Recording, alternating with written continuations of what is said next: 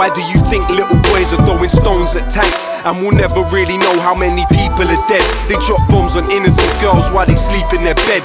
Don't get offended by facts, just try and listen. Nothing is more anti-Semitic than Zionism. So please don't bring bad vibes when you speak to me. There's plenty of rabbis that agree with me. It's your choice what you do with this message, don't get it confused. I view this from a human perspective. How many more resolutions have to be violated? How many more children have to be annihilated? Israel is a terror state, they're terrorists that terrorize. I testify my television, televise, I'm telling lies. This is not a war, it is systematic genocide. But whatever they try, Palestine will never die.